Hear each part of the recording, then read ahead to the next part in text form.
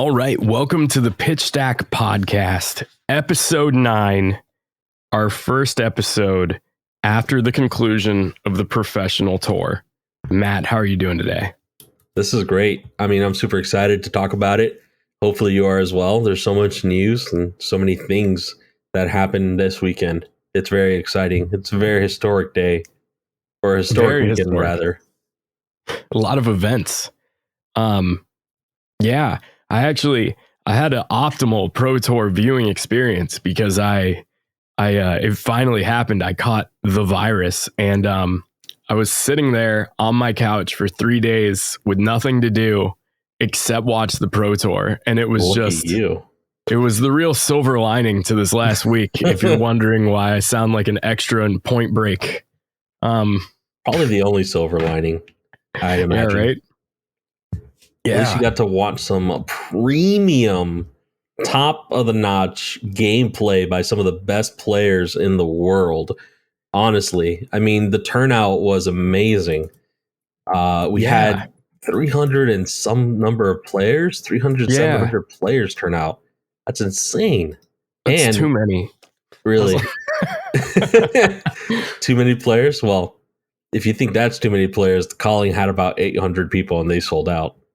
So the calling definitely had too many. And the reason I know that the calling had too many is I don't know if you saw the deck list, but like people showed up on like Benji and Kasai.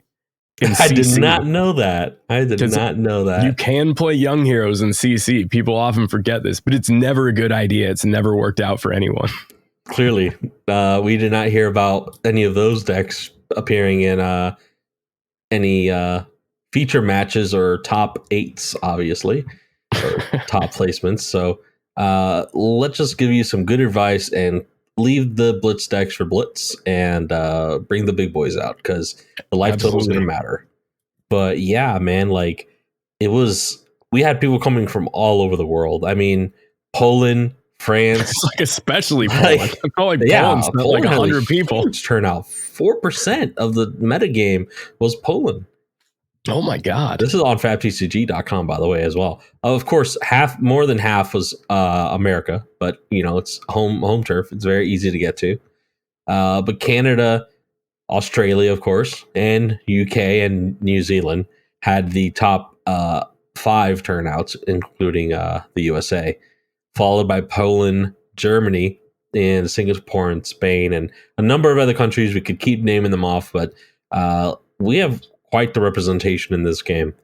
But yeah, that was there's a lot of people out here playing. And what's great is we had our own local players out there representing the South Florida and a little bit of Central Florida as well. And particularly we had our very own Jonathan Owens. First of all, congratulations, honestly. 23rd place in a field of sweaty, super competitive grinders, teams, practicing, secret tech. I mean, you went through it all, played the gauntlet, and you got 23rd place. That's amazing, honestly. And I mean, absolutely. It's not to, say anything for your efforts, like you spent a lot of time practicing. So definitely well-deserved, well-earned. And the rest of our players, they try hard as well. They went out and played the Pro Tour. They went out and played the calling. They even played a little Battle Hardened as well. So definitely props to everyone who went out and showed. Yeah.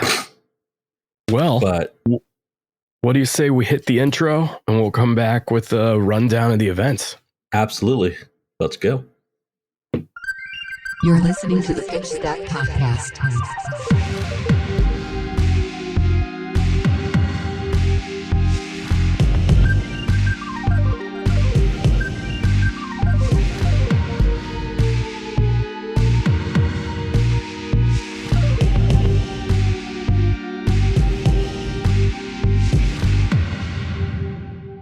All right, and we're back.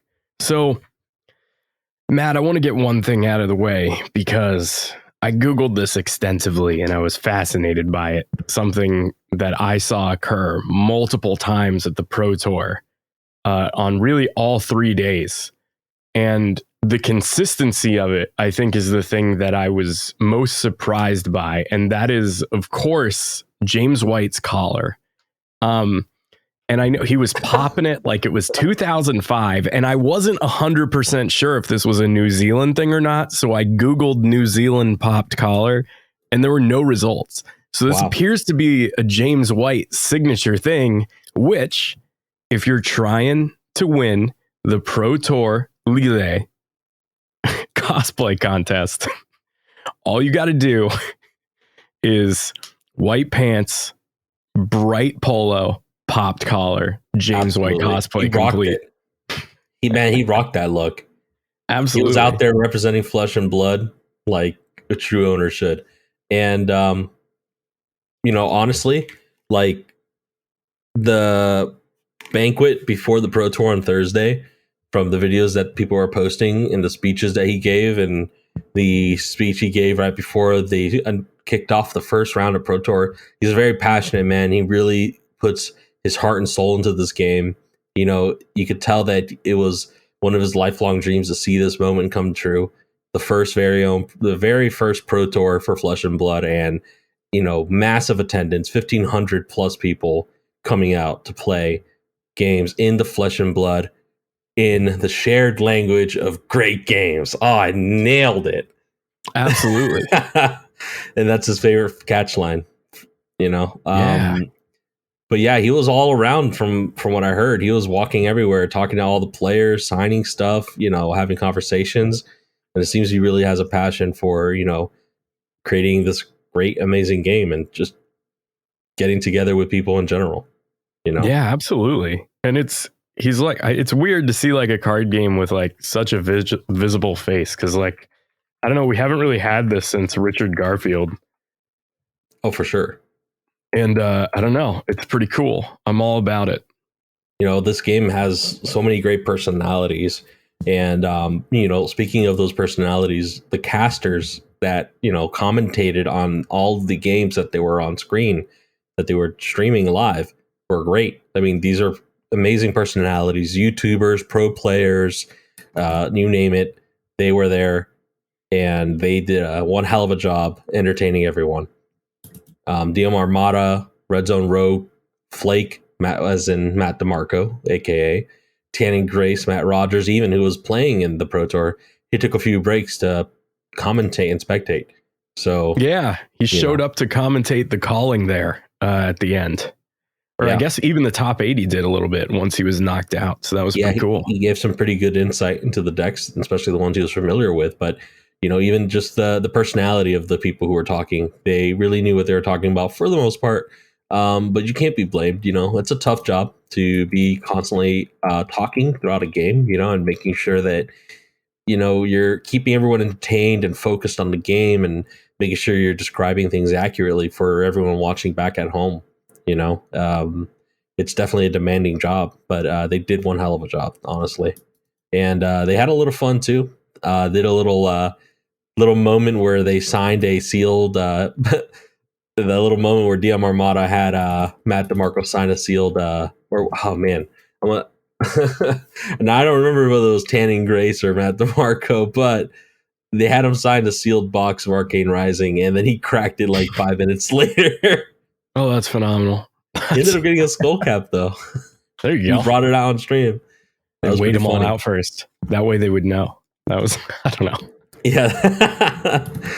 Well, they love cracking packs, but honestly, I thought the coverage was so much fun to watch. Not just the commentators, but just the games that were played. Like, you'd think that sometimes watching Starvo Mare matches can be, Guardian Mare matches can be boring, but, everyone had their own little spice, their own little take on every deck, and then just all the other matches as well were just so much fun to watch. And the players at times, they very much looked like they were having fun themselves, They weren't taking it. Some people weren't taking it all that seriously where, they were all stone faced the entire time. Some people were having a little fun with it. And I really appreciate that, Yeah. I think for me, it was right up there with some of the best Magic the Gathering Pro Tours. Maybe like a Brian David Marshall short. But Yeah, that was phenomenal. I can't believe they were able to pump out that level of quality on their first go. And I guess I would put that squarely on Channel Fireball, how they were able to take care of that. So good on them for that. For that particular thing, great job. Yeah, for that particular thing. There were, yeah. But, I just want to point out a few like matches and players that I thought were worth mentioning that really caught my attention. I was like, absolutely, this is great. This is fun to watch. This is peak flesh and blood playing. And the very first round I tuned into personally, because I woke up a little later in the day. I don't know how early it started watching. If you caught Hayden Dale's game, or I'm sorry, it was Brendan Patrick's game on Kano round 1, first game of the day. But I watched round 3, or maybe you could tell us about that game. Was there anything interesting about that game? Let's see. For round 1, I don't know. I'm trying to. So round 1, if I remember correctly, didn't have Kano involved. Really? I believe the very first match on camera was Yuki Bender's Lexi list against the Dash list. That was quite fascinating. It kind of seemed like they were going out of their way to feature like odd lists at first, because they were very afraid of just like constant Starvo 24/7. Like we knew we'd be watching a little bit of that later down the line for sure. Yeah, because going in the second list, there was actually Levia versus Oldham was how they started round 2, or I'm sorry, round 3. So. Yeah, that was the one I really enjoyed watching, because they were both having the time. They seemed like they were having the time of their lives, honestly. And by the way, shout out to I'm sorry if I butcher this, but Ian, or it's spelled differently than I am used to Ian being spelled, but Ian, shout out to Ian for that really, really cool Ragamuffins hat. Oh yeah, it's wearing a Ragamuffins hat that way. It is Ian. Okay. I can confirm. Okay, so I was wrong. The first match did have Brendan Patrick on Kano, but that was like the backup match. They started right with Rob Seigel from Tolarian Dropouts on Starvo versus Prism. So they did get it out of the way. But it was pretty interesting because Brendan Patrick on Kano, which was, as we saw this tournament go on, Kano was the big upset deck, the deck that nobody saw coming. He actually got smashed by Dash right at the beginning there. Jeez. Yeah. Well, I mean, they went in there knowing what they were doing. I mean, Kano's not always the most forgiving hero, and Dash is very, very fast. Absolutely.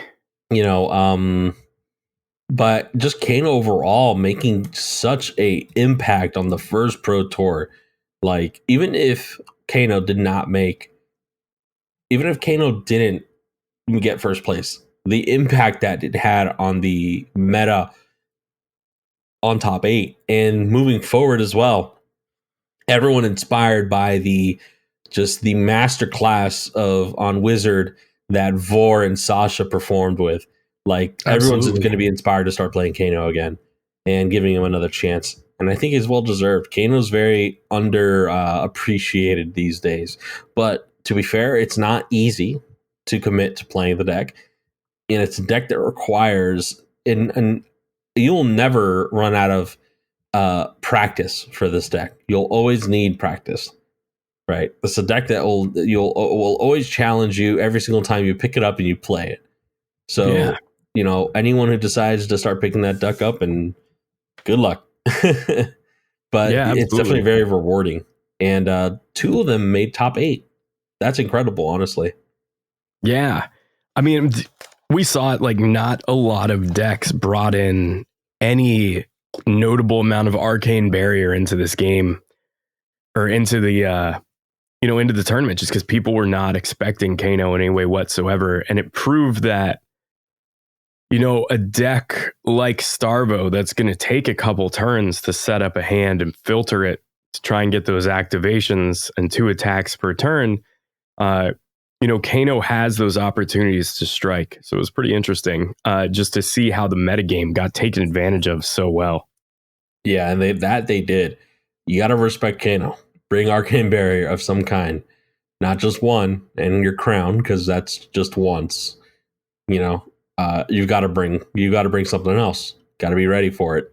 Kano's going to be more prevalent now, maybe than in the last few months, and just generally speaking, I mean, you want to be prepared for it because you don't want to lose, to Kano when you weren't expecting it and have nothing ready for it. Yeah, it's easy pickings for Kano. Tasty, no Arcane Barrier, it'll eat you alive. Absolutely. And speaking of, Black Horse decks, let's talk about Yuki Bender, because I was not expecting. I mean, I expected Lexi to show up, but I wasn't expecting the performance. Yeah. I was surprised even that Ranger, performed this well. And really, it's all about the deck construction and the player. And she really crushed it. She was climbing those rankings, taking people down. It was honestly so impressive to watch. Yeah, right. I mean, and that's the thing too with Lexi is it's a deck that you don't run into a lot on a daily basis. And usually when you do, it's just like people that are just huge Ranger fans. They play Ranger because they play Ranger in every single game and they just love bows and they love arrows. So it was interesting to see like a very tactical, methodical version of this deck put forward in an aggro manner. And it's also very weird to see that Yuki's I'd go as far as to say unique playstyle with this deck made it one of the very few Lexis to day 2, let alone top 64. So 100%. I don't know. I think she actually ended up top. She got top 30th place. Yeah. 9-5 finish. And she has coverage all over Channel Fireball's Twitch. I mean, she was covered a lot. And from her deck list, I mean, I just checked the deck list as well on Twitter, and it's a really cool deck list. It's something I have seen a lot. I do know a lot of the percentages and the numbers for Ranger decks. I don't know if you've seen me. I've definitely tried to play Ranger at my armory sometimes. It's a lot of fun. Sometimes you get there, sometimes you don't, but this is really cool. I haven't played Lexi in a hot minute, but this is making me want to try to pick up Lexi again and giving her another shot. I still really want Azalea to be good. I really do. But this is, as for right now, this is the second best thing, Yeah. It's very ice heavy deck, but it's also very aggressive, which is really cool.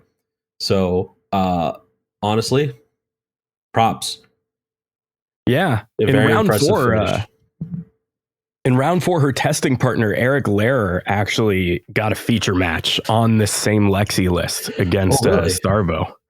So there's quite a bit of coverage to see this deck being played by multiple people. That's excellent.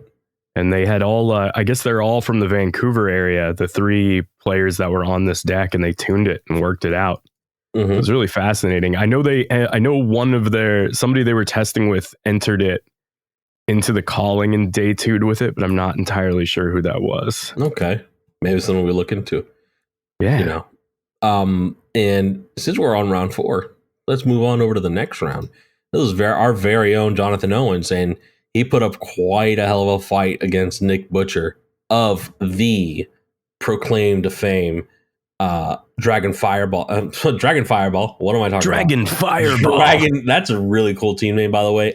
I'm gonna market that right now. Team Dragon Fireball. The Dragon Shield team, playtest team, I guess, or just team in general. I don't know if they're fully sponsored, obviously, but the infamous Fab Illuminati, the boogeyman. But Tariq Patel, Rob Seigel, Matt Rogers, and Nick Butcher.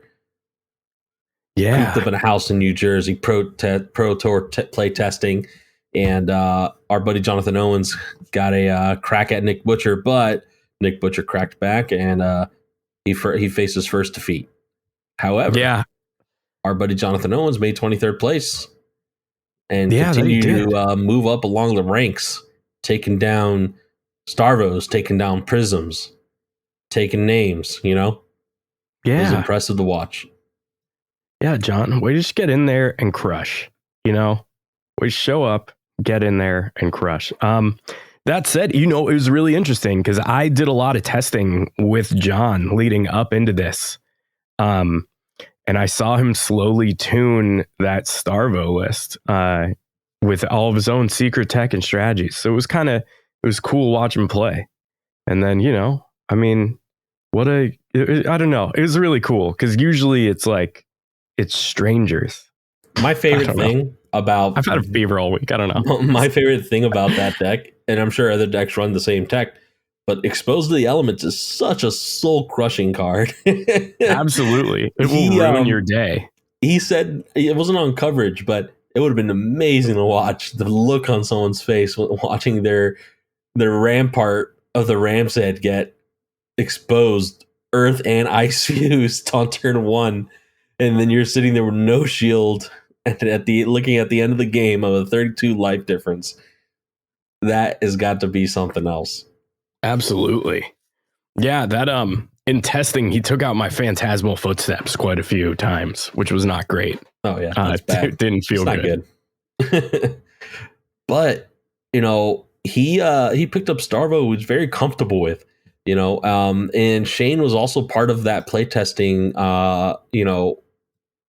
part of the playtesting plan, and just to see what would be the best thing to take to the calling, or sorry, not the calling, but the Pro Tour.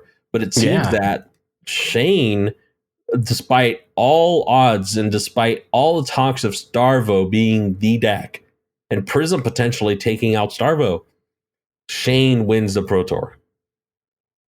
Yeah. And I'm not entirely surprised because we talked last week about the upcomings of Shane into the meta now that we have the ban list with Viserai, got hit really hard, and then Shane's here to try to take the Runeblade mantle and carry it up to victory, and that he did. Pablo Pintor. Yeah, and it was so weird, right? Because I feel like we didn't see Chain lose in coverage. Like, obviously, Chain decks lost. But I felt like every time Chain was on coverage, like the deck just crushed it, and it seemed unbeatable on the camera. Yeah, and it's a fast deck.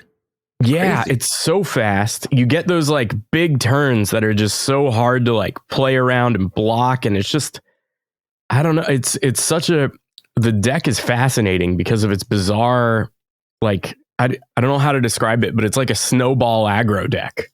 Absolutely. And I don't know, it's really cool. And I think pre-ban Viserai was a better deck than this current Chain list. I think they were almost... I think that the Shane is adapted to the current meta post-ban, but I think the current version of Shane could stand up to Viserai. I just think Viserai is a lot more flexible and in the right hands, a lot more forgiving as well. Your hands, you're able to pivot based on, a moment's notice based on information you're given. Are they attacking you for a certain number? How much damage do you plan to deal to them on the next turn? I mean, I can go into more details, but, I think that it was a really close 50-50-ish kind of deal between the two decks, depending on how well Shane had his Shell Shackles come up and how well Viserai was drawing. Yeah. But I do agree in that Viserai probably had a better odds overall. Yeah.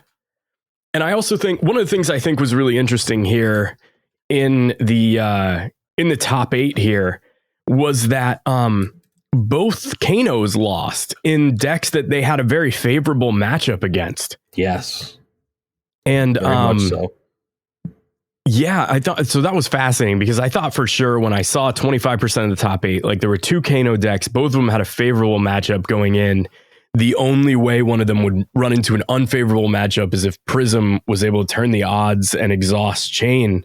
And that Chain deck ended up winning the whole tournament. But we didn't see a single Kano deck get past round 1, which was fascinating because these lists look like, obviously we saw them lose a few times, but they just seem to have the ability to win at will against slower decks. It was really fascinating. For sure. And, props to Jacob Shaker. He respected the Arcane Barrier. Absolutely. And it paid off. He AB3, he showed up with it. AB3. Phenomenal. He led the tournament in AB. Absolutely. And then Alexander Vor was just not prepared for it. And his deck was not friendly to him as well. I mean, not to say that on a differently ordered deck that he would have turned out better for him and Sasha for that matter. But I think that the other two players that played against them were just more prepared. And then Isaac Krut was just very devoid of null rune boots, but he didn't need that. He had Fuse on his side. So Yeah. who needs Arcane Barrier when you're just slapping them for 11, 15 damage a turn, you know? Yeah, who needs Arcane Barrier when you have Smash? You know? Smash. We're all reliable. So this top 8 was fascinating. I thought for sure there were 2 moments where I thought that, you know, we were going to see Isaac Krut beat Chain. And then there were 2 moments where I thought for sure we were going to see Florin Christian Logan beat Chain. And then the deck just ended up surviving and closing the game out both times. And so it was really weird to see that these matches were so close. They almost came down to a fuse miss on Starvo just for 1 turn, which is really fascinating to me. And I guess, you know, I mean, you just have to play very methodically against these Starvo decks, and Pablo Pintor did a phenomenal job of that. 100% agree. I mean, the game, I mean, you live and die by the fuse. You know, it is a matter of RNG. However, Shane's playing the same game too. Yeah. He is Absolutely. also playing with fire and his life total. Yeah. So that was the Pro Tour. And then immediately afterwards, we were treated to the finals of the biggest flesh and blood event of all time up until now. And that was Grand Prix, New Jersey. And man, I've got to imagine this was like one of the sweatiest Grand Prix ever, because you have like everybody that was just traveling to play in it. You have everyone that qualified for the Pro Tour, and like, you know, maybe they had a super unlucky day 1 and they were like, well, let's play in this GP. And it finally happened, Matt. It finally happened. Starvo won. He got living legended. So we didn't have to wait very long after our little small disappointment with Shane to watch Starvo hit those living legend points. I've seen people in the chats wailing over the loss of their Autumn's Touch for their Oldhim, and then moments later rejoicing. Yeah, it was quite something. I never got to watch this match. I was working. You know, how was this match? Starvo faced off against who? Starvo was playing against I forget the name of the player, but he was a Prism player that's fairly well known.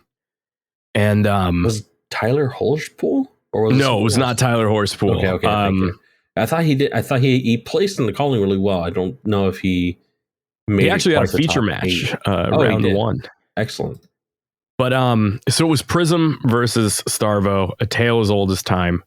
And the Prism list came very, very close. And there were some turns where the Prism needed to be able to block near the end or draw a Herald to be able to attack with it instead of, you know, being on their heels. And unfortunately, they drew into a couple auras, got hit with a fuse, and it was game over from there.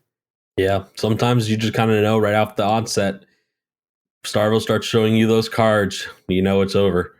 You draw your hand, you see those empty defense boxes, and you're like, oh man, praying for a no fuse turn here.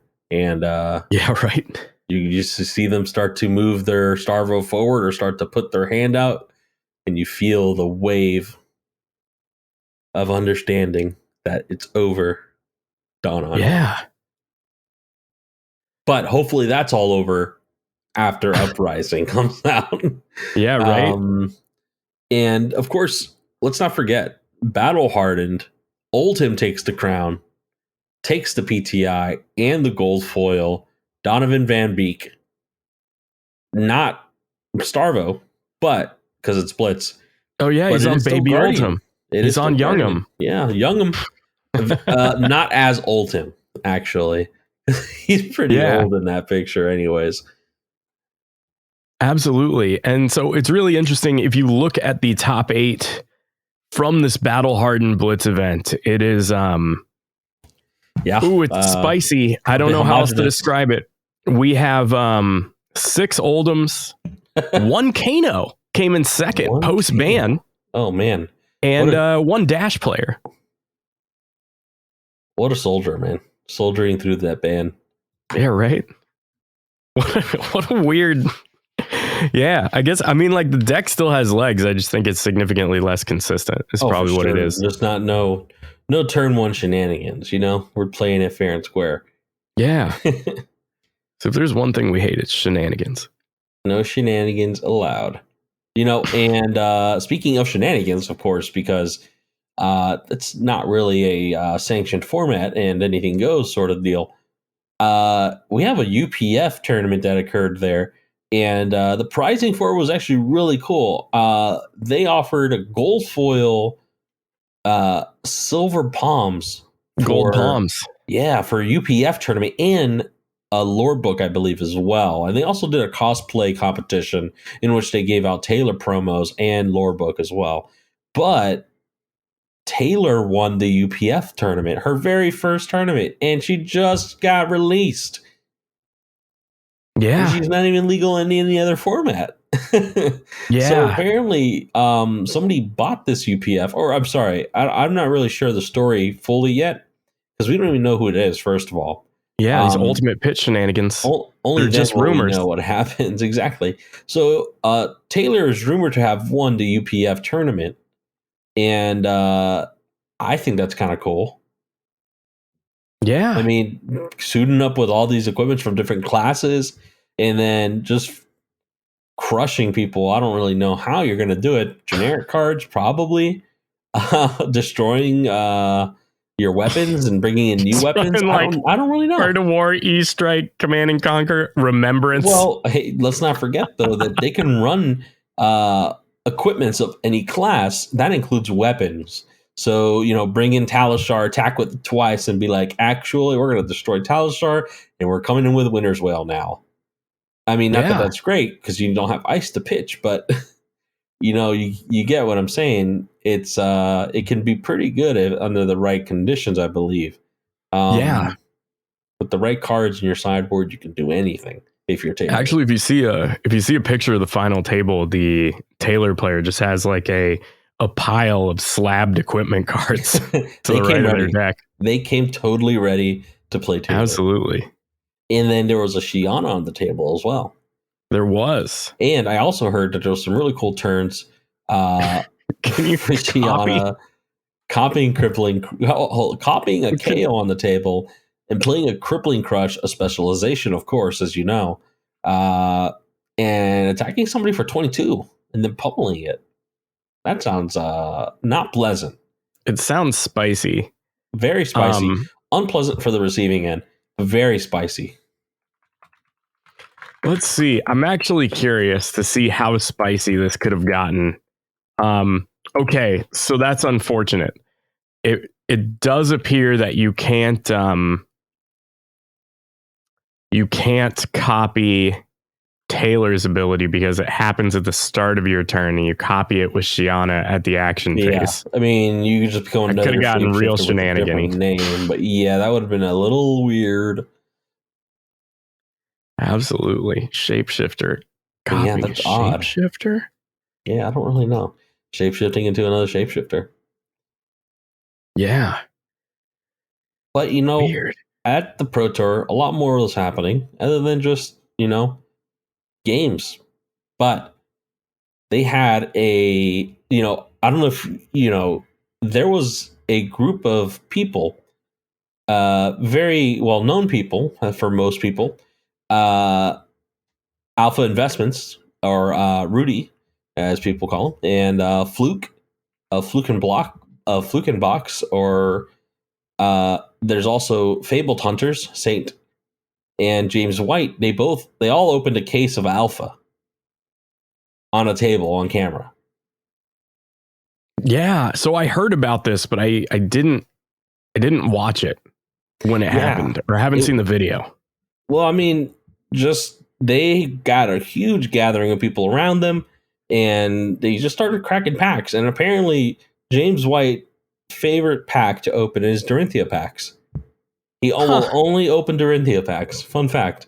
But on top of that, though, they did open some pretty spicy things, of course.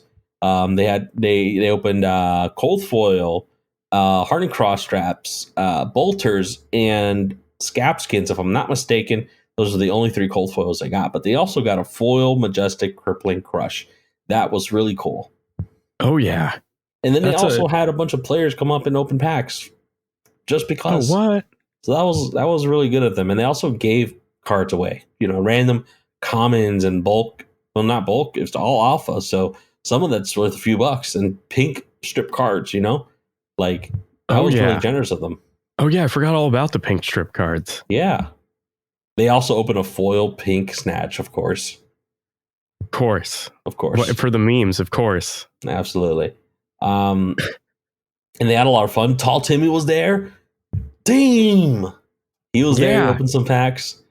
A lot of content creators. I was so bummed I couldn't go, because I would have done anything to get a Tall Timmy playmat, and then meet the man himself, have him sign it. That would have been incredible. Yeah.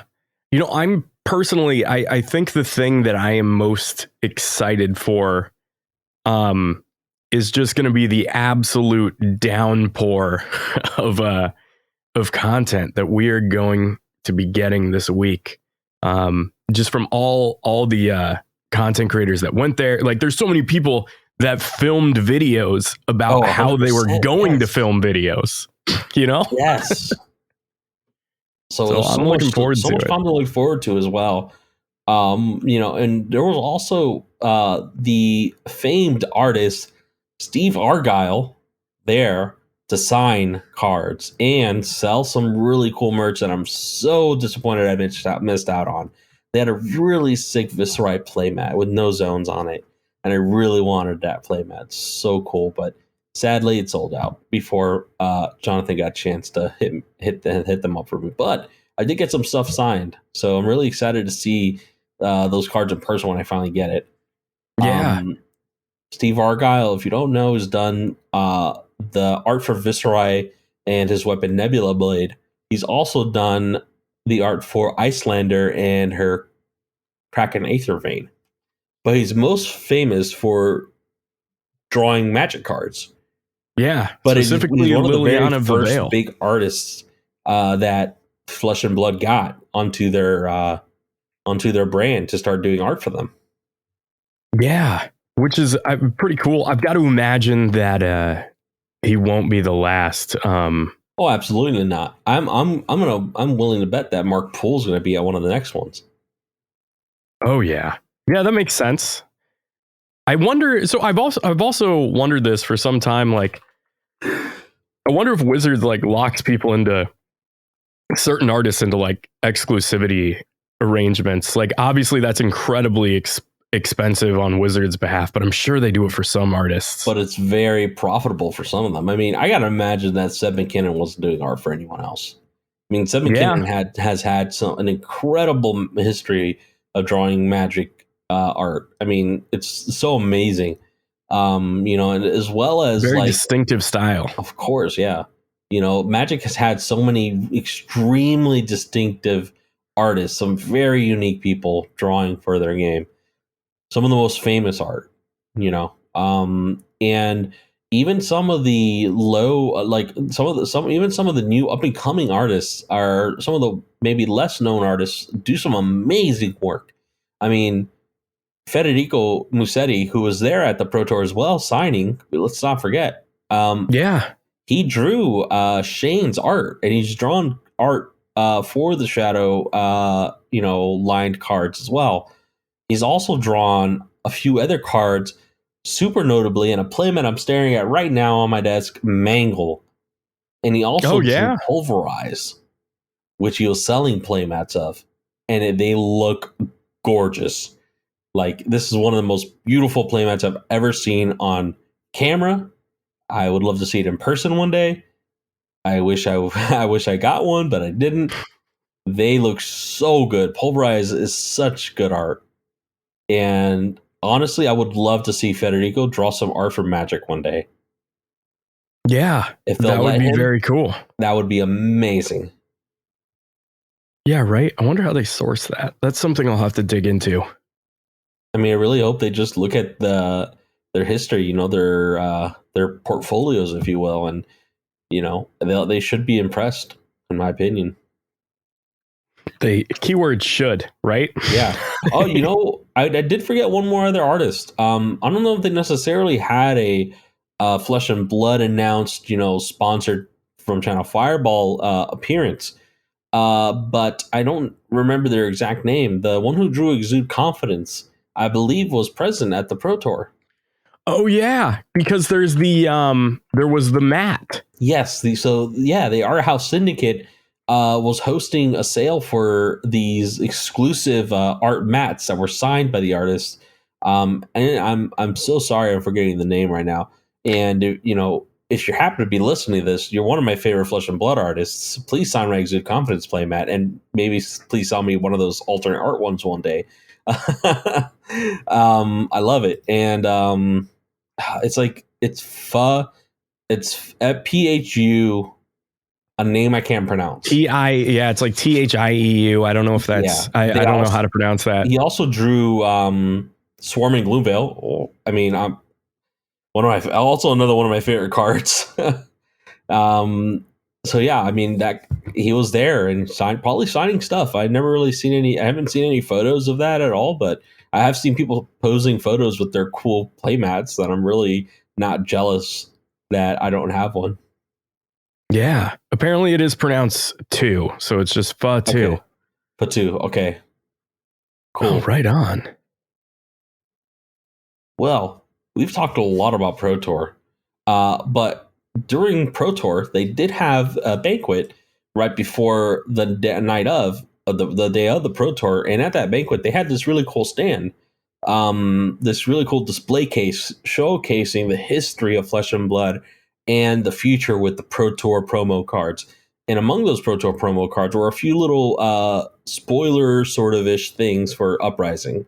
We did see sealed product for Uprising in the case, like the box for the product, and we also saw what appeared to be the very first Marvel rarity card. If you remember when we talked about it, was a very unique rarity for Uprising moving forward, that would essentially take the place of like extended art cards or like the slot that the Bravo double faced card Cold Foil took. That necessarily wasn't legendary or fabled, but it was very, very rare pull. And it's going to be, at least one of them that we've seen, is a non-attack action that summons Dracona Optimi, which we at first weren't sure why it was a Majestic and how you would be able to summon it. But now we see that it's a non-attack action that you play, and it makes you turn, I believe, an ash or makes you turn an ash or a number of ash tokens or something into this dragon. And we don't really know what the ash tokens do yet, but they're definitely part of the kit of Dromai, Ash Artisan, as we now know their titles. From the same case, we see the promo foil Pro Tour cards for both of those new heroes, adult heroes. Faye is now confirmed to be Draconic, as some people were kind of speculating there may be another element or talent called Phoenix, but no, we only have Draconic right now. So Faye is named the Rising Rebellion, and Dromai is named the Ash Artist. Yeah, I think this is pretty cool. And then one of the things I did want to touch on, though, is with this Invoke Dracona Optimi double-sided card.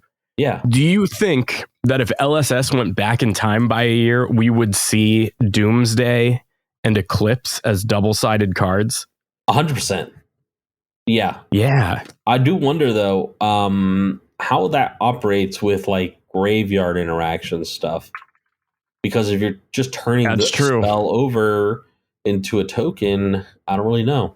Maybe the game rules will adjust to conform to this new card type that has like two faces, but the game rules will allow the card to not actually be in your graveyard and serve as a token on the field, an ally.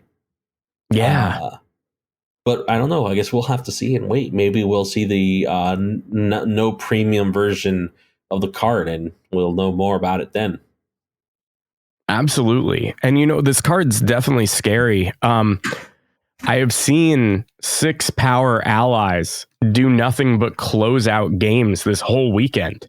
And now we have one that you can apparently put 3 of in your deck and draw. So let's this seems like it's gonna be very good. Obviously, pure speculation, but who isn't hyped for the Mother of Dragons?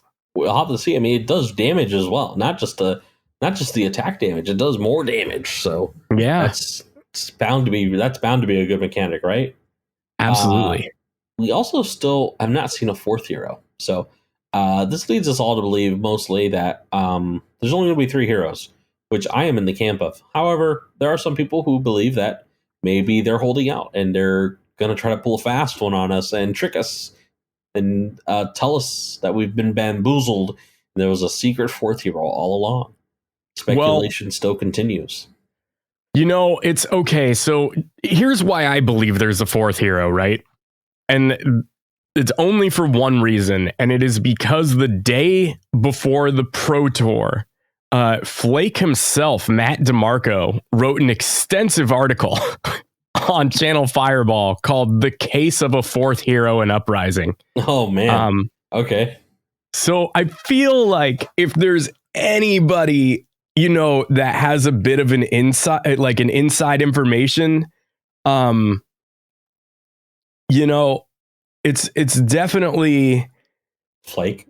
It's definitely Flake, right? Like that guy has shook James White's hand more than any other human being on the planet, probably. You know what I mean? I mean, Matt Rogers. I don't know. Yeah, that's true. Yeah, just based on geography alone, it's probably Matt Rogers.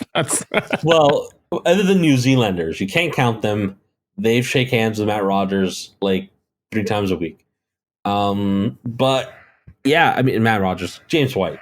I really if there's a 4th hero, amazing, great, right? But if there's not, I think the set still works. I don't think that we're sitting here stuck with a really weird, unplayable format. I think that they know what they're doing, and if we happen to see no 4th hero, I'd understand. I wouldn't be surprised. But I also might be surprised if they did reveal a 4th hero. So apparently, and if you read this article, the article's fascinating. It goes into everything. Like it turns into the Charlie Kelly Pepe Sylvia meme very fast, where it just Flake covers every single base possible as if there is a 4th hero or not. And what I think is interesting is he mentions multiple times in his talks with James White that James White keeps saying that there is an ice hero in this set that he is so excited to show people, and that is one of his original brainchilds. And apparently he keeps stopping himself short whenever people directly ask him if it's like an ice necromancer. He drops the subject altogether. So I don't know. The truth is out there. And I think I'm slowly turning into a 4th hero truther. I just don't want to. I don't want to be. You don't want to get hurt again? I don't want to be hurt again. I'm not ready to love. Yeah, right. I don't know, man. It's like, how can what would be the fruits of the effort of such a prolonged siege, just a prolonged holdout on this info? Like, I don't understand. Like, maybe just for the amazement, like the sheer reaction and controversy, which would be really a smart move. Light up the Twitter feeds and trending, right? But I don't know. I just for some reason I don't see them not. I don't know, man. As I'm speaking, I'm almost becoming a a truther, and I'm trying not to. I'm not gonna do it. I won't do it. So my current theory is that this fourth hero is so cool that they needed to hold it back so that way we'd pay attention to the other three. Okay, fair. I guess we'll just have to see. Yeah. Maybe. What's the word? I'll eat feathers. Right? That's the saying. You'll eat feathers? I don't know. There's a saying. Is that a right? thing? I'm I think Googling it's a eat feathers saying. right now. Maybe I'm the one who's gonna eat feathers. You know, like eat my I don't own. think that's. Eat my Isn't own it foot. eat crow? Or is eat Yeah, crow eat what you're crow. thinking of? Okay. Yeah, I guess I'm gonna eat.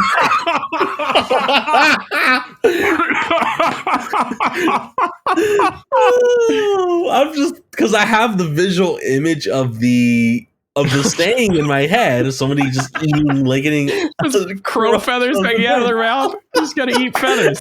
I'm gonna eat feathers. Oh man. Oh, that's good. All right, well, there's the title. Yeah, right. Yeah. That said, though, this article is definitely worth a read. I'm sure if we don't have enough news next week, we'll do like a full breakdown. I'll put like weird conspiracy music in the background. And I mean, this article it's like the longest flesh and blood article on all of Channel Fireball. So I'm gonna have to check it out, definitely. Absolutely. But you know, there's one other thing I don't know if we mentioned about the Pro Tour Texas promos. That apparently Pintor already sold his promo. Yeah. How much you think he got for it? What the heck? He had to have gotten, like, I'm guessing, at least $10,000. Got to think about this. This is a one-of-a-kind card, right? At least as far as, like, any that are presented to people. This is a one-of-a-kind card. They may be more in existence. They may be destroyed one day. Or they may already be destroyed. We don't know. We don't know.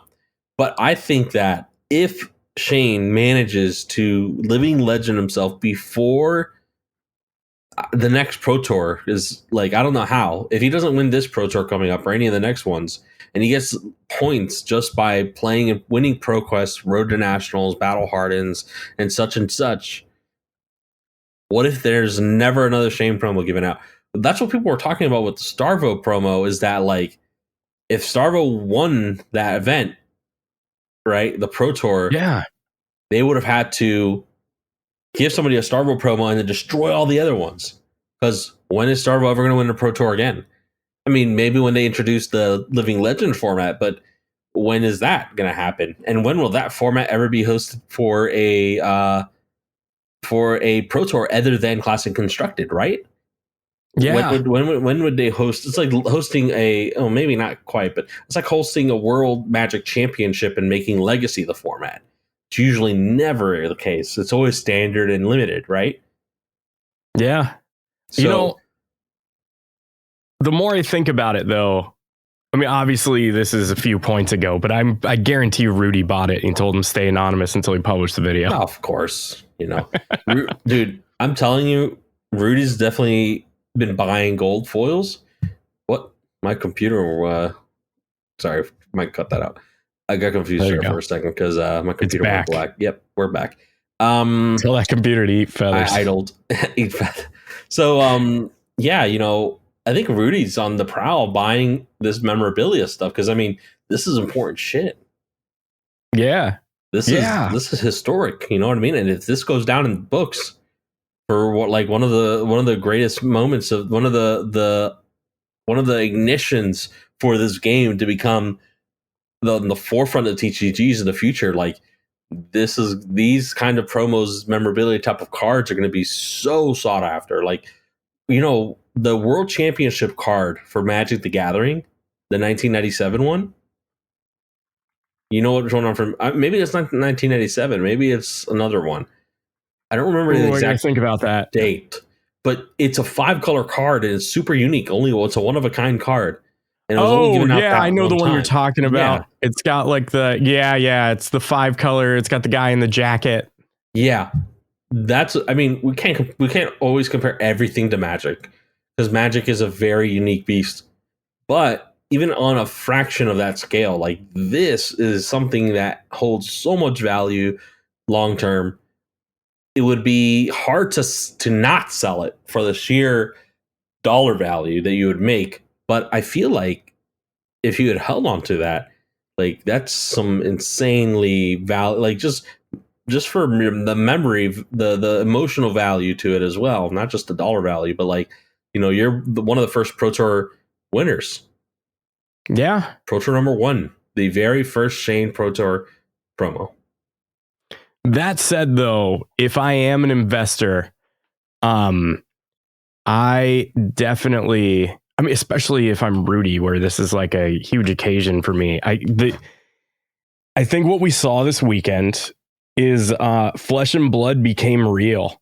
It was very real for a lot of us beforehand, and anyone that's picked up this game, played a little, that's played other TCGs, knows how great this game is. But there was in the back of everyone's head, what if this is just another Keyforge or another Path to Exile, like any of those other games that were just a flash in the pan. And I think for so many of us this weekend, seeing this Pro Tour, seeing the sheer amount of just mass that showed up to New Jersey, the amount of people, it became real. The game's real now. I agree. This is pivotal. This is a massive moment. I think James White knew this as well. Maybe that this is part of the plan as well. The Secret Fourth Hero, Pro Tour, Cold Foil promos, having all of these huge guests, special promos for people who enter. It was a huge celebratory moment. Even before the event began, they were celebrating because of just what they've achieved. They brought 1,500 some number of people together in the flesh and blood to play great games in the shed language of great games. Yeah. No, and it's weird that they say great games plural. We'll save that for another day. As we get into the speculation, but for sure. It was fascinating because this is now the Flesh and Blood has become the second most popular thing to ever, maybe now the most popular thing to come out of New Zealand. It may have finally surpassed Flight of the Conchords. So I thought you were going to say fried eggs. Oh, fried eggs? Oh, that's true. So it's number 2 on a list of 3 things. Yeah. I still have fried eggs every morning. I don't know if I play Flesh and Blood every day, but I do think about it every day. Yeah. Can't lie I play about mental that. games every day.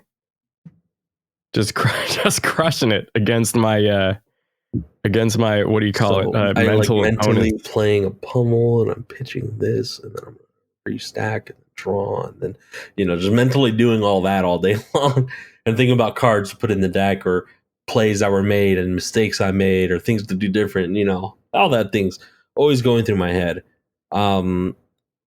But another note of things that are always just going through my head were the questions for the judge exam that I just took and I just passed, that I thought about all day. That is correct. And I came home, I finished the test, and got a 92%.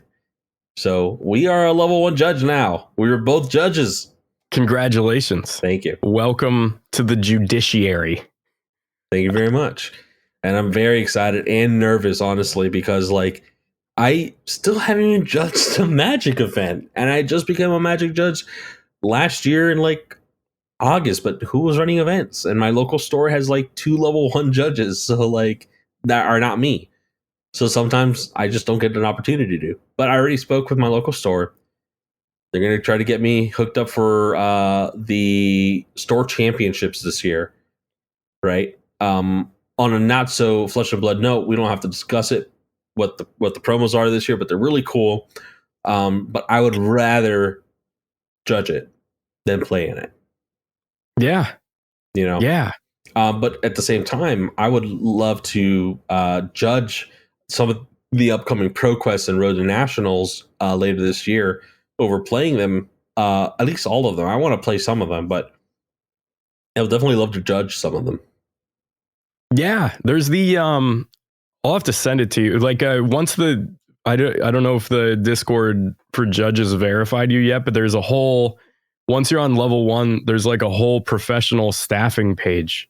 Oh, really? Which is a great way, if you are a judge, to find places looking for judges to hire.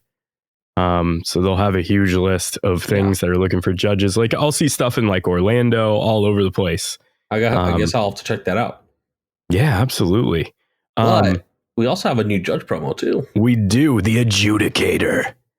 The hero that just has the ability to kill somebody else. Yeah, so like Taipanis, Drakai of Judgment.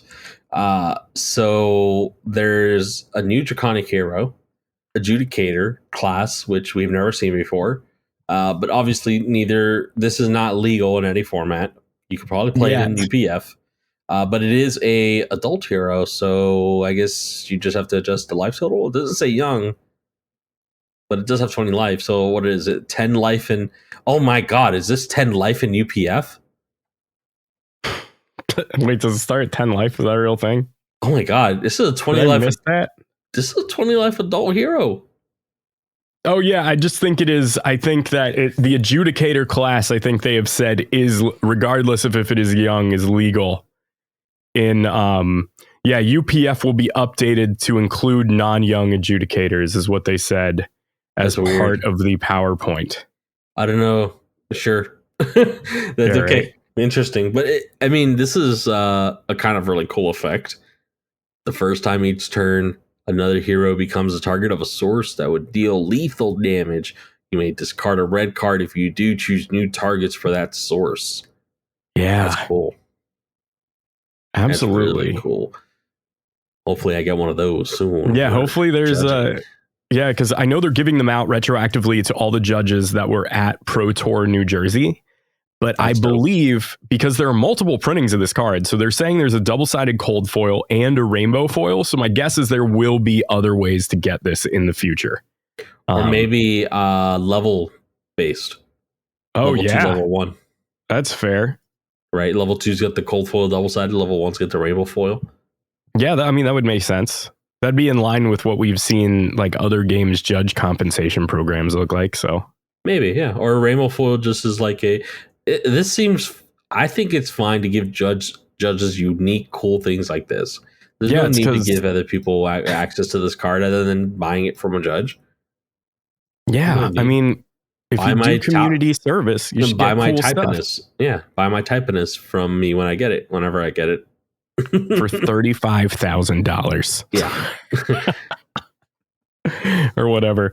I think the only other piece of news that we have is that if you are a Magic the Gathering player, especially an EDH player, you've likely used EDH Rec. And we saw FabRec get launched this week at FabRec, FABREC.GG. And they have been live for 2 days as of recording this. So go ahead, check it out. Their front end design. I am a web developer. I probably never brought that up before, but the front end design is phenomenal on this website. It's done extremely well, and I hope y'all check it out. I don't know if you noticed, but this is updated since the last time we looked at this. What, like in the last hour? Yeah. No, for real. The Shane's at the top now. Most decks. Yeah, 431 over 400 Briar. I think they're still populating deck lists. Yeah, it said that they have a bunch of set sources that they're pinging. Man, they even have Cavdane decks all the way sourced. Eventually, I'm hoping that they have some sort of user base for this, so you can save your own deck ideas. That would be phenomenal. Yeah, for sure. That's about all it's missing. This is still in beta, though. Indeed. But yeah, that's really cool. There's also Spell Void, I believe created by the same group. Yeah, that's correct. Their version of Gatherer. Yes. Well, honestly, who's used Gatherer in like the last, what year is it? Who's used Gatherer in like the last 6 years? I think I only use it to look up artists. Even then, like when I started playing Magic, sorry, a bit of a tangent, unfab related, but when I started playing Magic, I was introduced to the great world of magiccards.info immediately. Oh, magiccards.info. You don't remember That's a real that? website. That was great. And Is it it was still up? essentially that's what Scryfall became actually. Oh, okay. They still have the web domain, and they Well, the developers for the site or whoever was running the site decided to upgrade it immensely. So Scryfall has been a boon to EDH deck builders and stuff. So Spellvoid is essentially a Scryfall for Flesh and Blood, and for a newer player who's still trying to find out all the cards in the game, this is a great place to go and sort and look through cards. absolutely. Right on. So there we go. Absolutely. We've given you homework. We've given you a conspiracy article to read. Hopefully next week, my voice will be back in full. I'm excited for that. That will be fire. And I'm looking forward to it. So, Matt, you have any final thoughts? Well, we do have a Pro Quest this weekend, right on the heels of Pro Tour. So I don't know how attendance is going to be. I think some people might be a little bit fabbed out, but we'll see. Yeah, I do think they should have spaced this out a little bit. There were actually Pro Quest events going on in Europe while the Pro Tour was going on. Yeah, I've heard such. We'll have to see. Indeed. And Starvo's still going to be legal. Actually, even though he hit Living Legend, he's still going to be legal until Uprising. So the meta is a bit unchanged, even since the ban and restricted list announcement. So interesting to see what kind of results we get from Pro Quest Season 2. Hopefully I do well. Really looking forward to some tunic sleeves and perhaps a gold foil in my future. Even though I'm not going to France, I don't need the PTI, but a gold foil would be real nice. We'll see. All right. Right on. All right, cool. Well, that was episode 9, and we'll see you next week. Take care.